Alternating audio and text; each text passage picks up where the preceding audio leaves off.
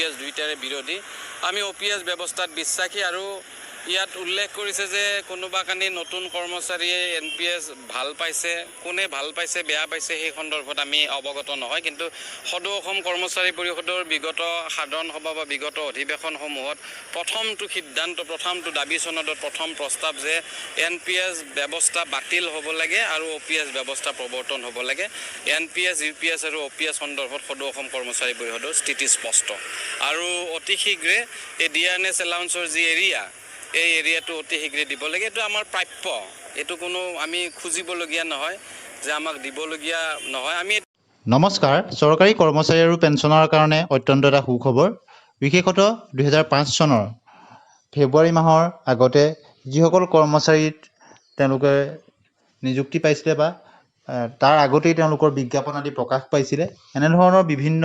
বিভাগৰ কৰ্মচাৰী আছে যিসকলক পুৰণি পেঞ্চনৰ আওতালৈ অনাৰ সিদ্ধান্ত লৈছে আৰু সেই তথ্যসমূহ ৰাজ্য চৰকাৰে বিচাৰিছে আৰু বিভিন্ন বিভাগৰ পৰা এই তথ্যসমূহ প্ৰদান কৰিবৰ কাৰণে কোৱা হৈছে এনেধৰণৰ কৰ্মচাৰীসমূহৰ আৰু সেই সম্পৰ্কতে এটা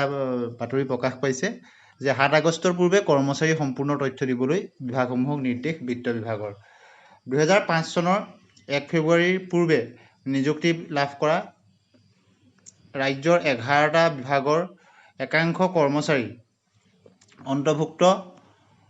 তেওঁলোকক কৰিব পুৰণি পেঞ্চন ব্যৱস্থাত অৰ্থাৎ OPSত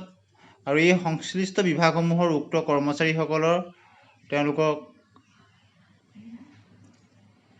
OPS ব্যৱস্থাত অন্তৰ্ভুক্ত কৰা হোৱা নাই এতিয়ালৈকে এই পৰিপ্ৰেক্ষিতত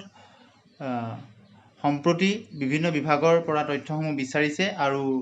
এক নিৰ্দেশ প্ৰদান কৰিছে বিত্ত বিভাগৰ ফালৰ পৰা উল্লেখযোগ্য যে মুখ্যমন্ত্ৰীৰ সচিবালয়ৰ উপৰি কৃষি সীমান্ত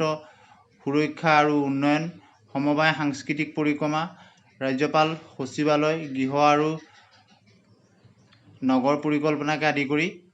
অসমৰ বিভিন্ন ধৰণৰ বিভাগসমূহৰ পৰা এনেধৰণৰ কৰ্মচাৰীসমূহৰ তথ্যসমূহ বিচাৰিছে আৰু তাৰ কাৰণে এটা তাৰিখ বান্ধি দিছে 7 আগষ্টৰ গতিকে 7 আগষ্টৰ পূৰ্বেই কৰ্মচাৰীসকলৰ তথ্যসমূহ বিত্ত বিভাগক দিবৰ কাৰণে এটি নিৰ্দেশনা জাৰি কৰিছে গতিকে কৰ্মচাৰীসকল যিসকলৰ এনেধৰণৰ বিভিন্ন বিভাগত কৰ্মচাৰীসকল আছে তেওঁলোকৰ বিজ্ঞাপন আদি বা অন্যান্য তথ্যসমূহ 1 ফেব্ৰুৱাৰী আগতে তেওঁলোকৰ আছিলে আৰু পিছত তেওঁলোক নিযুক্তি হৈছিলে তেওঁলোককো পুৰণি পেঞ্চনৰ আওতালৈ অনাৰ সিদ্ধান্ত লৈছে কিন্তু বিভিন্ন বিভাগত এতিয়াও বহু কৰ্মচাৰী আছে যিসকলৰ তথ্য চৰকাৰ বা বিত্ত বিভাগৰ ওচৰত পৰা নাই তেনে কৰ্মচাৰীসকলৰ তথ্য 7 আগষ্টৰ পূৰ্বে দাখিল কৰিবলৈ নিৰ্দেশ প্ৰদান কৰা হৈছে